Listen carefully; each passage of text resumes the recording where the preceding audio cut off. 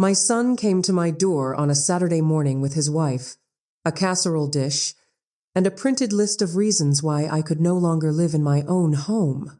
He had numbered them, 7 reasons, typed, printed, and placed inside a manila folder that he set on my kitchen table with the careful deliberateness of a man who had rehearsed this moment many times in the mirror and needed it to go a particular way. I read all 7. I looked up at him. I looked at his wife, Sandra, who was standing slightly behind him with the expression of someone who believes in the plan, but has chosen not to be the one holding it. And then I said, "Michael, let me make us some tea." He relaxed visibly. His shoulders came down an inch. Sandra moved to the chair nearest the window, the one I have always thought of as my reading chair, and sat in it as though she was already measuring for new curtains. I put the kettle on. I stood at my kitchen window and looked out at the backyard and the garden I have kept for 29 years, and I breathed slowly, deliberately, and I made a decision. I was not going to fight him in this kitchen on this Saturday morning. I was going to give him exactly what he wanted. Because 6 weeks earlier, I had already made sure that what he wanted was something he could not keep. I am so glad you are here with me today. Please stay with me until the very end, because the ending of this story is the only part that makes the beginning bearable. If this story speaks to you, please take a moment to like this video. And please tell me in the comments which city you are watching from. I read every single one. And I want to know how far these stories travel. It matters more than you know. My name is Margaret Jean Paulson. I am 76 years old. I live, and I choose that word with great intention, in my own house on Sycamore Ridge Road in Columbus, Ohio, where I have lived for 29 years. I need to tell you about this house the way you tell someone about a person you love with specifics, because the specifics are what make it real. It is a 2-story colonial with dark green shutters and a wraparound porch that faces west so that in the evenings, the whole front of the house turns gold. I planted the garden along the side fence in 1997, the year my husband Walter died, because I needed somewhere to put my hands and my grief and my refusal to dissolve. The garden has grown with me for 29 years. It knows my habits. I know its needs.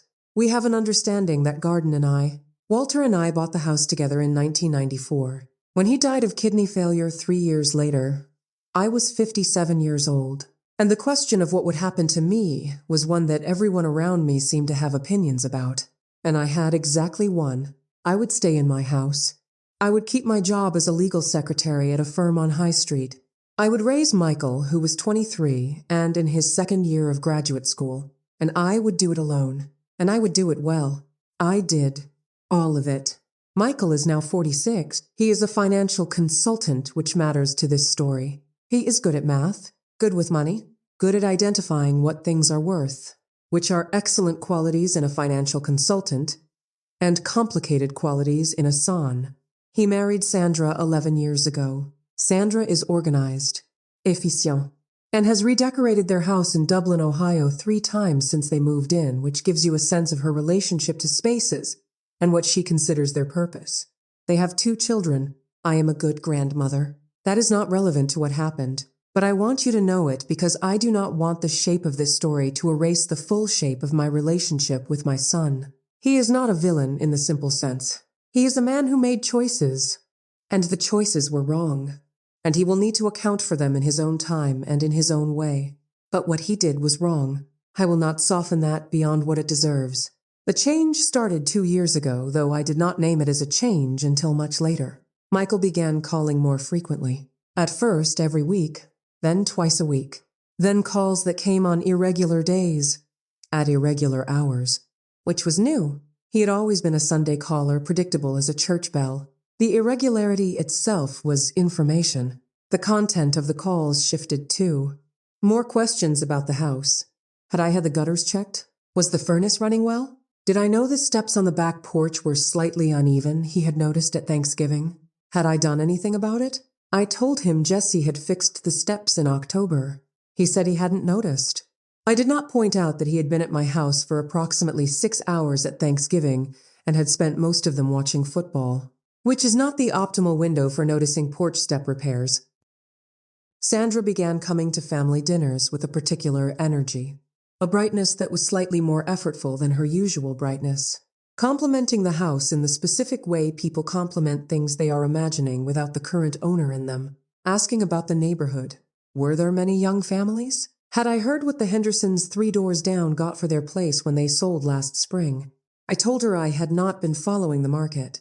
She told me helpfully that it was extraordinary. Houses on Sycamore Ridge Road were selling for between $380,000 and $420,000, depending on updates and condition. I said that was interesting. She said it really was. I excused myself to check on dinner, and I stood in my kitchen for 30 seconds doing what I have always done when I need to think clearly. I focused on a specific, small, physical task. In this case, stirring the soup. When you are stirring soup, you cannot panic. The motion is too ordinary. It puts things in proportion.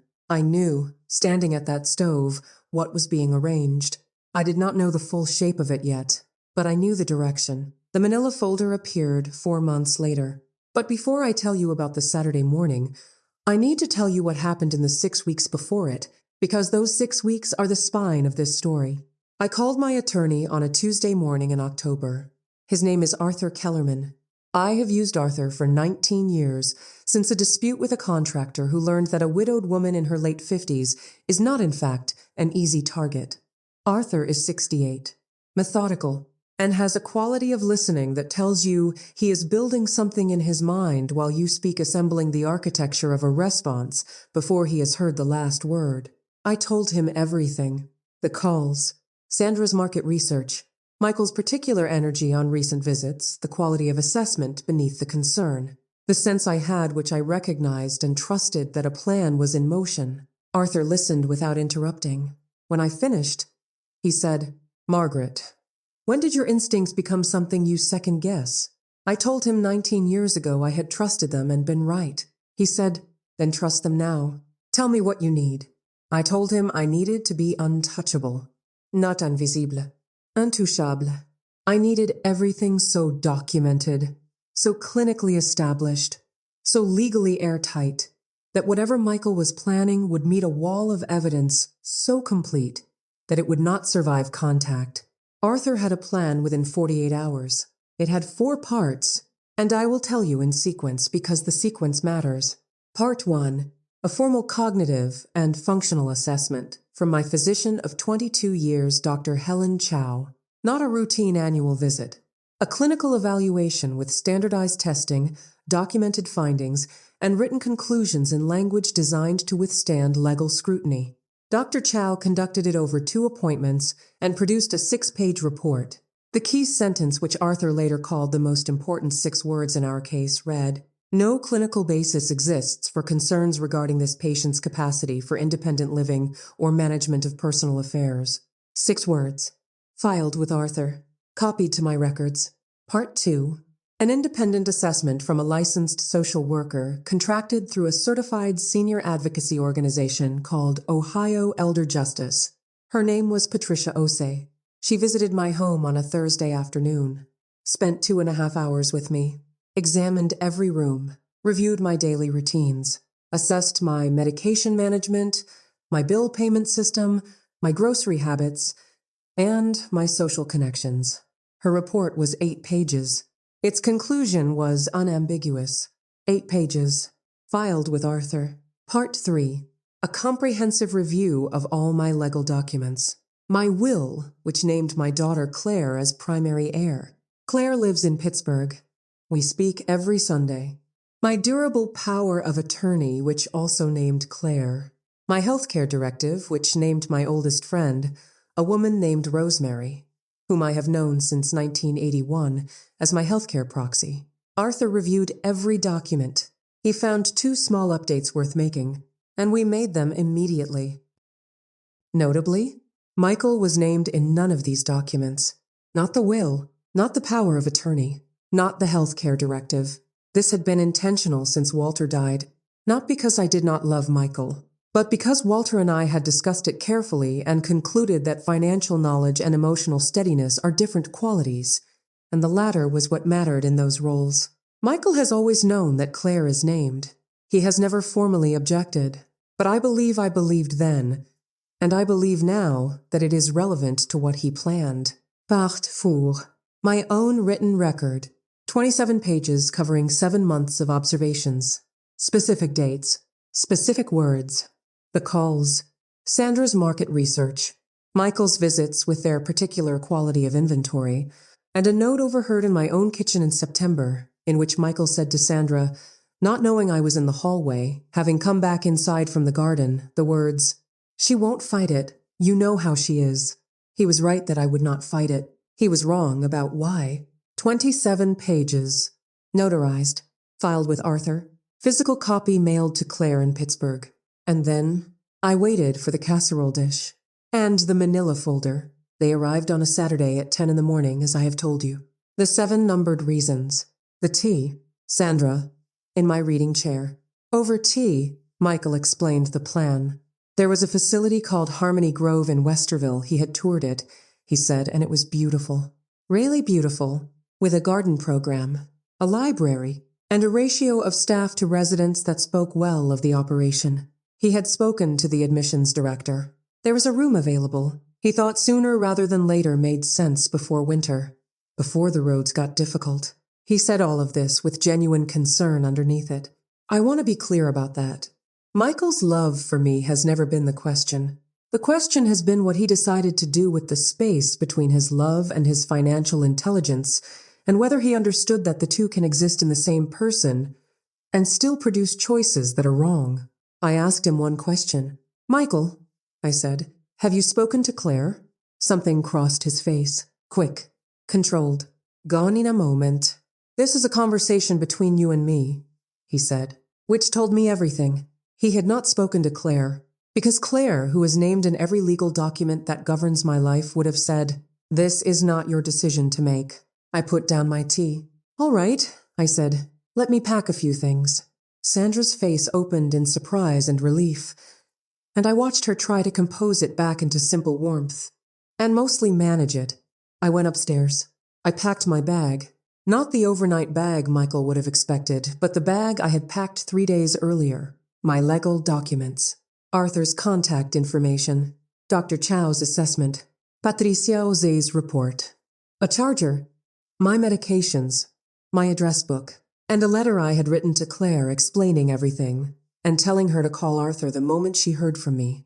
I came downstairs. I got into Michael's car. He drove me to Harmony Grove in Westerville. The room was, as he had said, lovely. A window facing a courtyard. A small bookshelf. The particular quality of institutional kindness that the better facilities have genuine, practiced, and slightly careful. Michael hugged me at the door for a long time. This is the right thing, Mom, he said. I know it doesn't feel like it right now, but it is. I patted his back. I know you believe that, I said. He left. I sat on the edge of the bed. I took out my phone. I called Claire first. She answered on the second ring. I said 4 words. It has started. Call Arthur. She said, I'm already booking a flight. Then I called Arthur. I am at Harmony Grove, I said. I know, Arthur said. Michael's attorney filed a petition for guardianship this morning at 8:47. A pause. They filed before they came to you, Margaret. I sat with that for a moment. They had filed the petition before they arrived. The casserole dish, the manila folder, the 7 numbered reasons, all of it had been theater. The conclusion was already in the legal system before Michael knocked on my door. What does that mean for us? I asked. It means they planned this carefully, Arthur said, and it means they made their first mistake. Filing before they collected you means they committed to a timeline, and their timeline is now running against our documentation. A pause. Margaret, are you all right? I am perfectly fine, I said. I have a window facing a courtyard, and a book I have been meaning to finish. Then I added calmly, tell me what happens next. The hearing was 24 days later. Judge Robert Haynes presided. He was in his mid-60s, deliberate and unhurried, with the quality of someone who has been in courtrooms long enough to be immune to performance.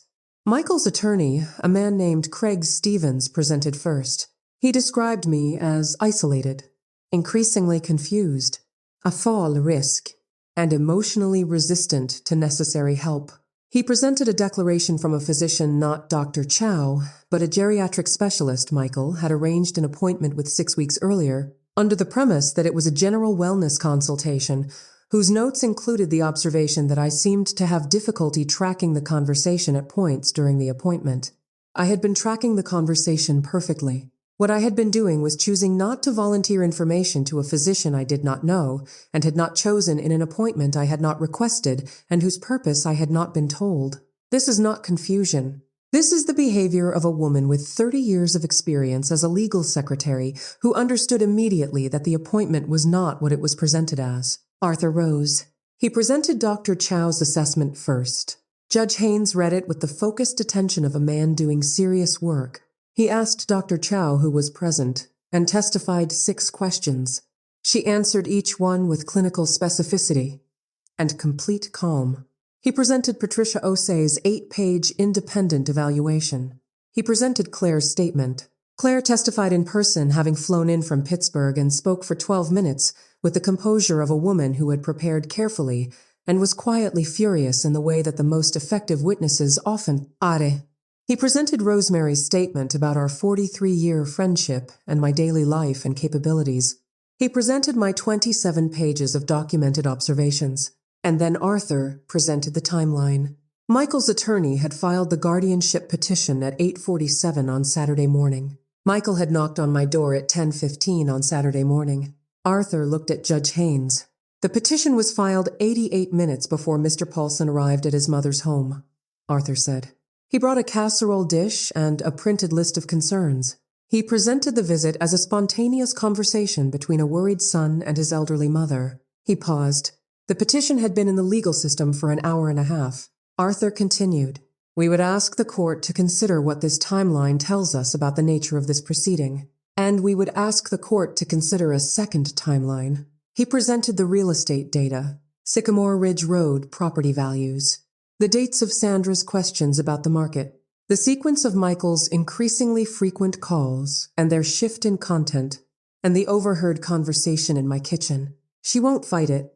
You know how she is. Mrs. Paulson did not fight it, Arthur said. She prepared for it.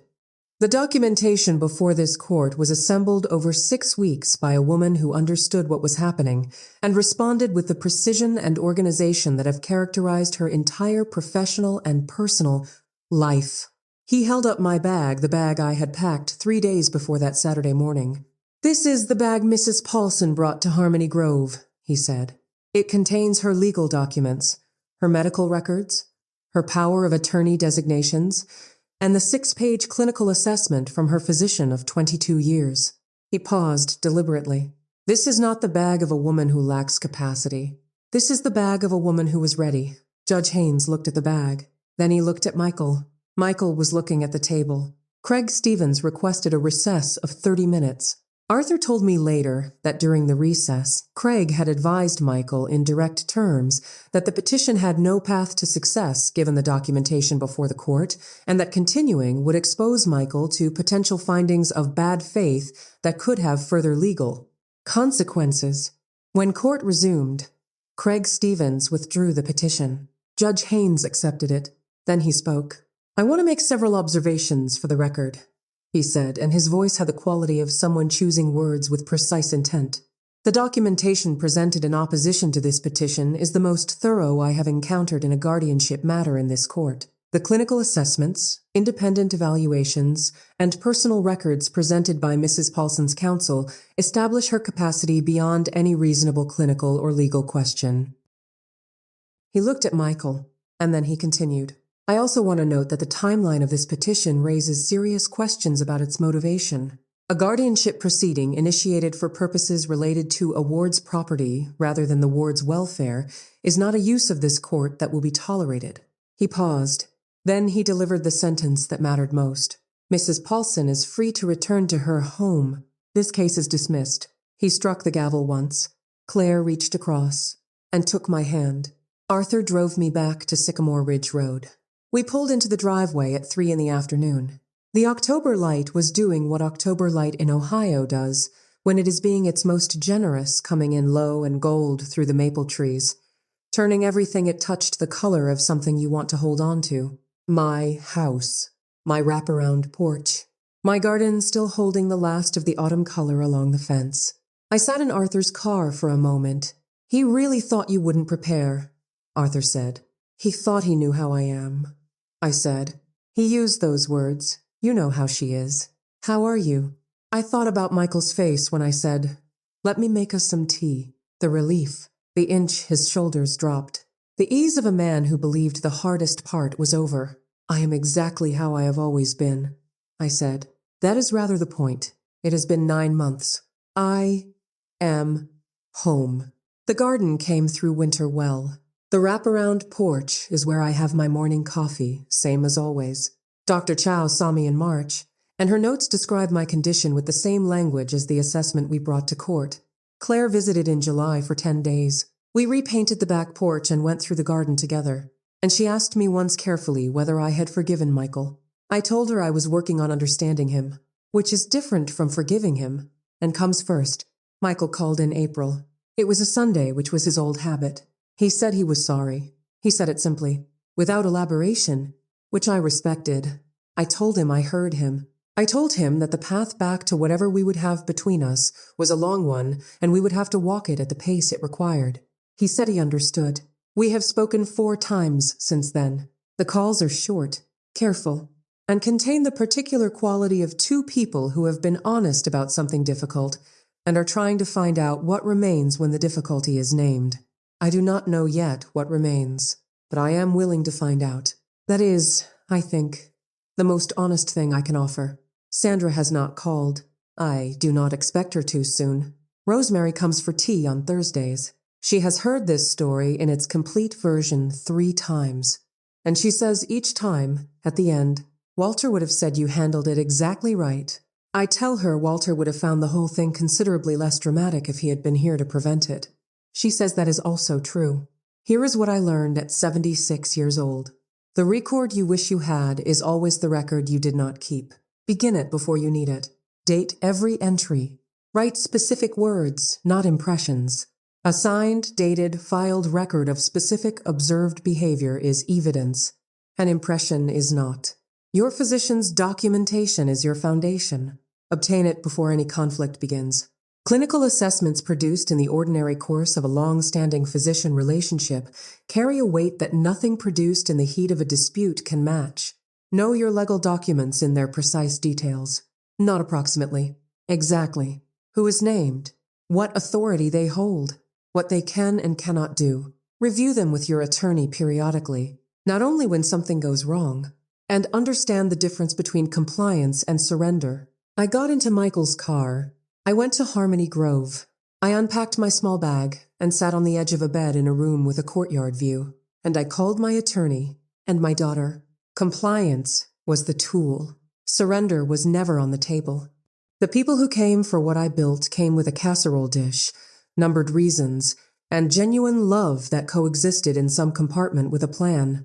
That coexistence is the complicated truth about this kind of situation. It is rarely pure villainy. It is usually love and money in proportions that have gotten confused with each other in a person who stopped being able to tell them apart. That confusion does not protect you. Preparation does. I was a legal secretary for 31 years. I sat in rooms where the truth was hidden in documents, and the documents were everything. I applied everything I had ever learned to the 6 weeks before that Saturday morning. She won't fight it. You know how she is. He was right that I would not fight. He did not know that I had already won.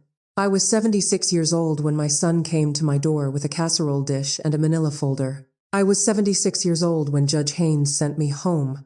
I am 76 years old this morning, sitting on my wraparound porch on Sycamore Ridge Road, watching the early Columbus light come through the maple trees, drinking my coffee, tending my 29-year-old garden, living in my house. They celebrated on a Saturday evening. The celebration lasted 24 days. Then it was over. I had already made sure of that. I just let them not know yet. What would you have done? Would you have refused at the door? Or done what I did and walked into the plan with everything already in place? Tell me in the comments. And tell me which city you are watching from. I want to know how far this story has traveled today. Share it with someone who needs to hear it. There are people sitting in their own homes right now watching someone calculate the square footage who need to know that preparation is possible. That documentation is power. and that compliance and surrender are not the same thing. From Stories of Margaret, thank you for being here. It is never too late to stand up for what is yours. Never,